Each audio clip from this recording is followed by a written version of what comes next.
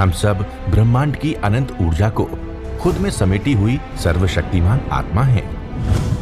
हम सब में आत्म तत्व विद्यमान है। हमारे पुरखों ने ध्यान से समदृष्टा बनकर पूरी मानव जाति के कल्याण का बीड़ा उठाया है। आइए आचार्य भगवान डॉक्टर शिव मुनि महाराज साहिब के सानिध्य में हम भी महान आत्म ध्यान अनुष्ठान का हिस्सा बने।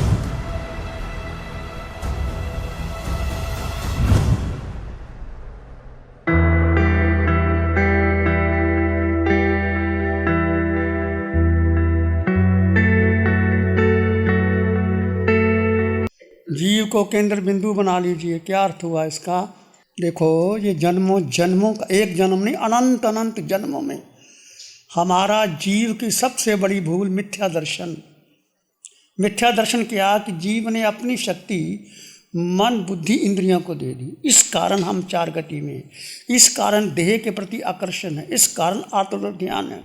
बच्चा जन्म लेता ही रोता है, सब बच्चे रोते हैं, शिकायत करते हैं, दूध नहीं मिला रोते हैं, हर चीज़ में उनको रोने से चीज़ मिल जाती है, वो रोते हैं। तो बचपन से लेकर अभी तक कितना आत्म ध्यान भरा हुआ है हमारे पास। आत्म ध्यान तो जन्म से ही कर रहे हैं, परंतु अब आत्म पता लग गया नहीं करना। अब धर्म के बाद शुक्ल ध्यान की तरफ प्रयास कीजिए, पूरा प्रयास कीजिए। जीव को जीव में स्थित रहने का कठिन है, परंतु आपका पुरुषार्थ, आपका संकल्प, आपकी श्रद्धा और रुचि आपको आगे बढ़ा देगी। मात्र जीव के सिवाय इस पूरे ब्रह्मांड में अनंत जीव, अनंत पुद्गल, उसमें तुम अकेले और मैं अकेला। मेरा किसी से वास्ता नहीं, ना किसी पुद्गल से है, ना किसी जीव से है। पूरे ब्रह्मांड में अकेला जीव आया, अकेला जाएगा। जब माँ के गर्भ में आए अकेले आए, जब जाओगे अकेले जाओगे, किसी गति में जन्म लिया अकेले लोगे। तो एकत्व भावना का पोषण करो कि मेरे सिवाय, जीव के सिवाय मेरा कुछ है ही नहीं, तो मैं क्यों इतना अटैच हो रहा हूँ, क्यों अपने को मान रहा हूँ, क्यों किसी का सहारा ले रहा हूँ। वो मुझे सुख देगा, वो मुझे शक्ति देगा, वो मेरे दुखों को हल कर लेगा। ये हमारी अनादिकाल का जो मिथ्यात्व है वो भारी होता है। धीरे धीरे जब आप जीव को बल दोगे, जीव की अनंत गुणों का चिंतन करोगे, जीव में अष्ट गुण हैं, अनंत ज्ञान, अनंत दर्शन, अनंत सुख, अनंत शक्ति भीतर भरी पड़ी है। और मैं कहाँ भीख मांग रहा हूँ, मुझे किसी से ज़रूरत ही नहीं कुछ कहने की। आप जीव को प्रमुखता दो।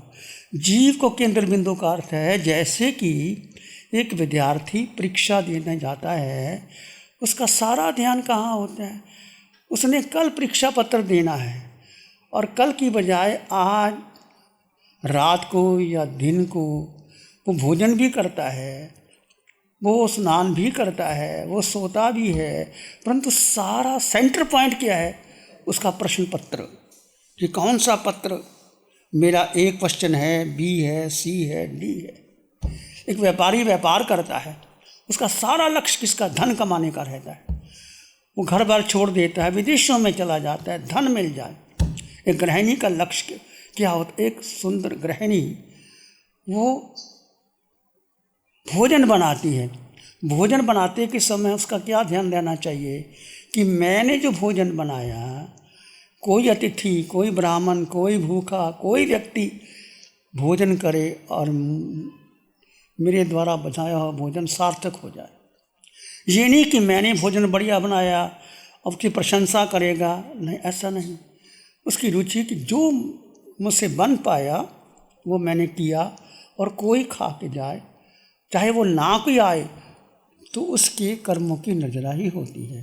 तो हर कार्य में अब गृहिणी भोजन भी बनाती है, भेद करे, हर बात में भेद करना। भोजन बनाते समय भी शरीर भोजन बना रहा है, आत्मा कहाँ है? दृष्टा दिखो और जानो। कठिन है, असंभव नहीं है। पंचम काल में तुम बहुत आगे बढ़ सकते हो इस साधना के द्वारा। कठिन नहीं है, पर प्रयास करते रहो, भेद करते रहो, भेद करो, हर चीज़ में भेद करो। जड़ यानी ये शरीर पुरुष का है, स्त्री का है, छोटा है, बड़ा है, जो आपको मिला है, इसके भीतर ही आकार है। आकार टूटेगा, बिखरेगा, बहेगा। जब माँ के गर्भ में आए तो क्या आकार था आपका? कुछ नहीं था।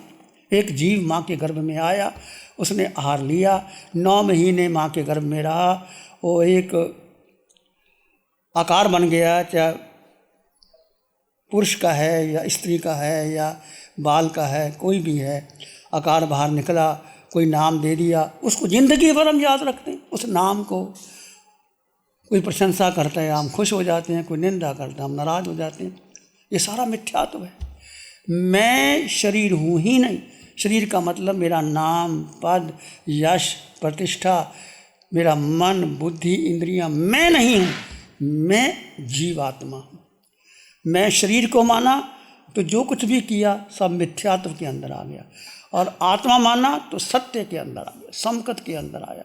जो भेद बहुत ज़रूरी है, हर चीज़ में भेद करो। भोजन करते समय, खाते समय, उठते समय, बैठते समय, चलते समय भेद बना रहे, नहीं बनेगा। पर बार बार भगवान कहते उपयोग लगाओ, उपयोग लगाओ, भूलो तो उपयोग लगाओ, धीरे धीरे आगे बढ़ जाओ।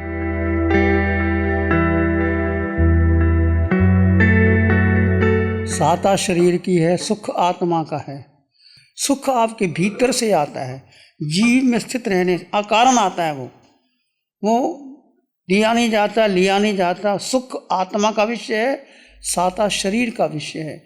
तो ये आप अलग अलग सोचें। यदि आपको भोजन करते समय अच्छा लग रहा है भोजन, या किसी का संगीत अच्छा लग रहा है, किसी के भी विचार, वो साता है। सुख आपके भीतर, जैसे आप ध्यान में बैठे हैं, आप निर्विचार हो रहे हैं, कुछ नहीं है आपके पास, वो सुख बढ़ता है। आप वो सुख आत्मा का, वो बढ़ता चला जाए, धीरे धीरे बढ़ेगा। जितना आप स्थित रहोगे स्वयं में, आपका सुख बढ़ेगा। स्वयं स्थिति को बढ़ाना है। 2 मिनट, 4 मिनट, 6 मिनट बढ़ाते रहना। और ये नहीं कि आंखें बंद करके, खुली आंखों से भी 24 घंटे सुख को बढ़ाना है।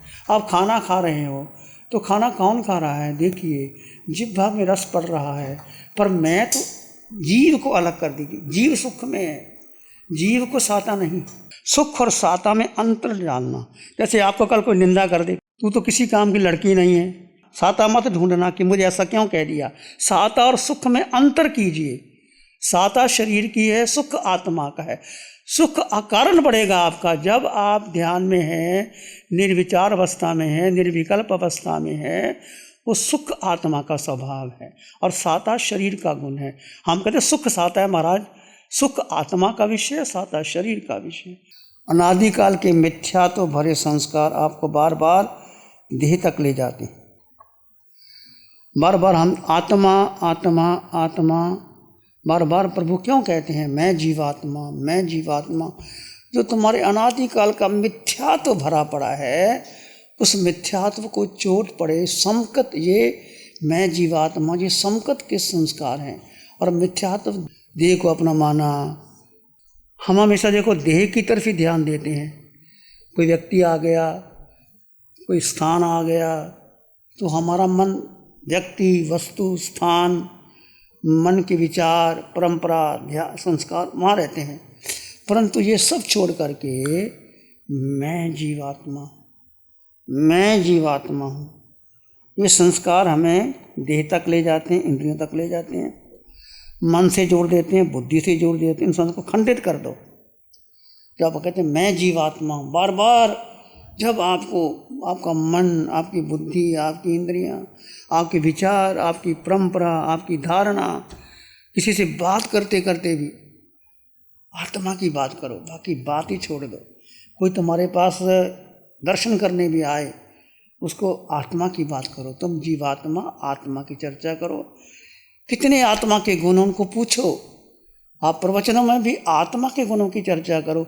हम देखते हैं बहुत से भाई आते हैं, चतुर्मास बढ़िया हो जाता है, परंतु उनको आत्मा के बारे में पता ही नहीं कुछ। चतुर्मास व्यतीत कर दिया, आत्मा की जानकारी नहीं है। अरे भाई, आत्मा की जानकारी नहीं, प्रवचन क्या हुआ फिर? जो तुम्हारा निज गुण है, तो आप सभी आत्मा के बारे में पोषण करना। प्रवचन में हमेशा आत्मा की चर्चा करना। कोई आपके पास दर्शन करने आए, हे आत्मन, आप अपने गुणों का चिंतन करो। सुख तुम्हारे भीतर है, शक्ति तुम्हारे भीतर है, ज्ञान तुम्हारे भीतर है, दर्शन तुम बाहर क्यों ढूंढ रहे हो? तो चोट करोगे तो अपने आप आएगा। अपना भूल स्वीकार करो। मैं स्वीकार करता हूँ वो मेरी भूल थी, जब मैंने अपने आप को देह माना, ये मेरी भूल थी। जन्मों जन्मों तक हम देह के आकर्षित पड़े। देखो, चाहे हम साधु बन गए, साध्वी बन गए, तप कर लिया, 12 प्रकार का तप कर लिया, पर देह का आकर्षण नहीं छूटा।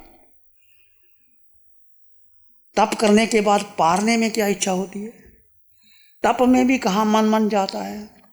तो मैं देह हूँ, देह को अपना माना, देह मानकर ये भव जिया, पूर्व भव जिया, अनंत की यात्रा में मैंने जो जो देह धारण किए, जब पशु योनि में थे तो वो देह धारण किए, मनुष्य बने, स्त्री बने, नपुंसक बने, नरक के निरीह बने, पृथ्वी, पानी, अग्नि, वायु, वनस्पति, देव योनि में गए, तो सब किया क्या? देह को महत्व दिया।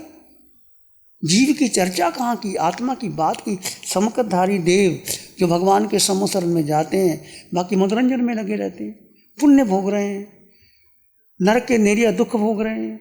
पशु पक्षी बेचारे देह के लिए 24 घंटे, देह के लिए बिल्ली, चूहा, कुत्ता, शेर, मगरमच्छ सब भोजन के लिए लड़ रहे हैं। तो कितना देह को महत्व दे रहे हैं। ये मेरी भूल थी, मैंने स्वयं को देह माना, वो मेरी भूल थी। ये सबसे बड़ा मिथ्यात्व है।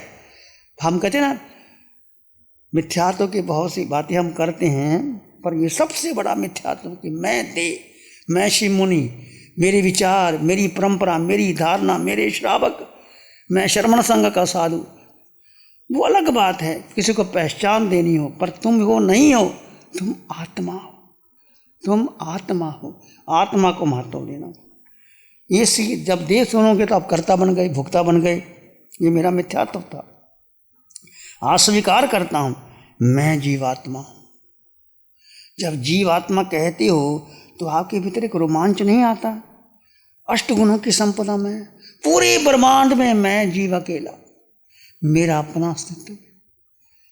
सिद्धों में भी जाओगे तुम्हारा अवगाना अटल रहेगी। यहाँ भी किसी गति योनि में गए तुम्हारा अस्तित्व अपना है।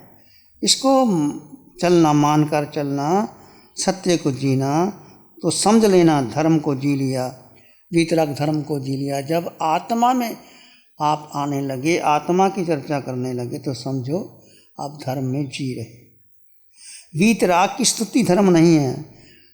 आज आप स्तुति करते हैं, प्रार्थना करते हैं, साधु वंदना, बड़ी साधु वंदना, बेले का फल मिल जाएगा। ठीक है, मन को टिकाने के लिए भक्तांबर का स्तोत्र करना। आचार्य मानतुंग ने उस समय प्रार्थना की थी, तुम भक्तांबर पढ़ी जा रहे हो, तुम्हारे भीतर क्या परिवर्तन आया? आचार्य मानतुंग ने तो देखा भी नहीं था भगवान ऋषभदेव को, कैसी प्रार्थना फूटी और कैसा अंतर से स्रोत फूटा, वो प्रार्थना थी। तो प्रार्थना धर्म नहीं है, स्तुति धर्म नहीं है। वीतराग अवस्था क्या है? जड़ जीव का भेद करोगे। भेद, हमारे यहाँ भेद, वीतराग अवस्था की शुरुआत कहाँ से है? जड़ जीव का भेद। उठते बैठते चलते सोते खाते पीते, जड़ जीव का भेद। और ज़्यादा जड़ जीव का भेद कहाँ होता है? वीतराग अवस्था की शुरुआत है माँ सती जी, जड़ जीव का भेद करो, 100% भेद, हर क्रिया में भेद करो। उठते बैठ, ये अपना यतना क्या है? जैंग चरे जैंग चिट्ठे जैंग सेंग बुझंतो, यतना विवेक। विवेक का मतलब जड़ जीव का भेद। आप भोजन कर रहे हो, भेद करो।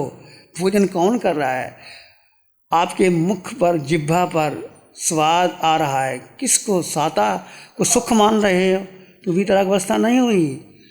साता साता है, सुख आपके भीतर बढ़ रहा है। पांचों इंद्रियों के विषयों को यदि आप वहाँ चले जाते हैं, आंखों ने कोई रूप देखा, आपको वो अच्छा लगा, कोई संगीत सुना, नासिका में सुगंध आई, जिह्वा में रस लिया, काया को स्पर्श मिला, आप साता में डूब गए, वो वीतराग अवस्था नहीं है। साता है, रहेगी, पर मैं तो सुख में हूँ। पांच इंद्रियों के विषय, मन जो भूत भविष्य में जाता है, वर्तमान में आना, और हर अवस्था में आप विश्राम कर रहे हो। जड़ जीव का भेद कीजिए, भेद करते हुए आकार में निराकार और उसमें सुख का अनुभव कीजिए। वीतराग अवस्था वो है। जब आप जीव में स्थित होने का प्रयास करते हैं, पुद्गल पुद्गल लगता है, जड़ जड़ लगती है, पुद्गल पुद्गल, जीव जीव लगता है, वो वीतराग अवस्था की शुरुआत होती है।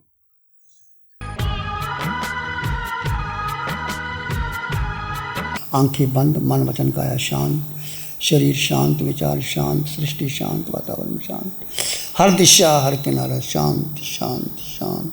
सिर के सिरे से पांव के अंगूठे तक अपने भीतर शुद्ध चेतना का एहसास कीजिए।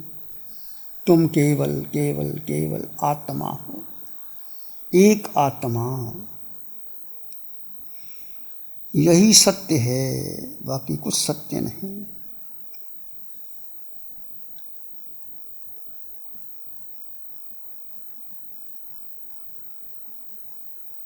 इस आकार में निराकार आत्मा, शुद्ध आत्मा।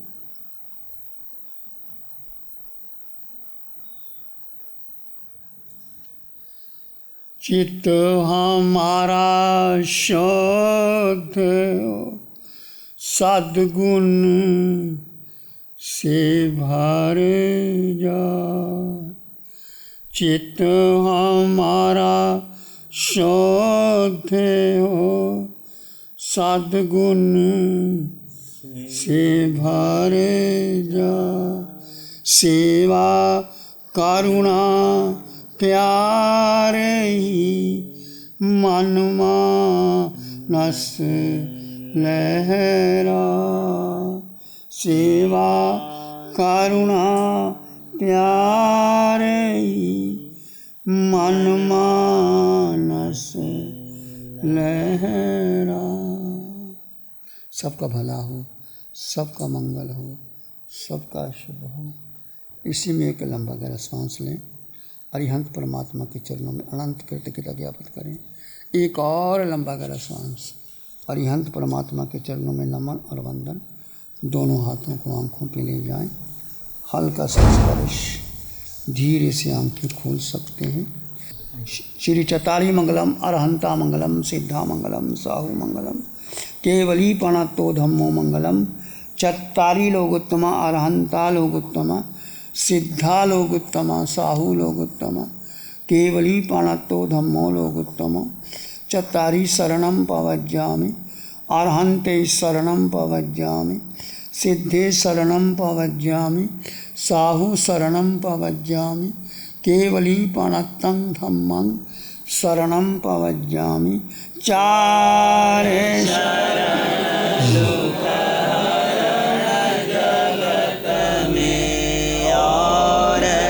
शरणा कोई होगा, जो भव्य प्राणी करे आराधन, उसका अजर अमर पद होगा, उसका सदा ही मंगल होगा।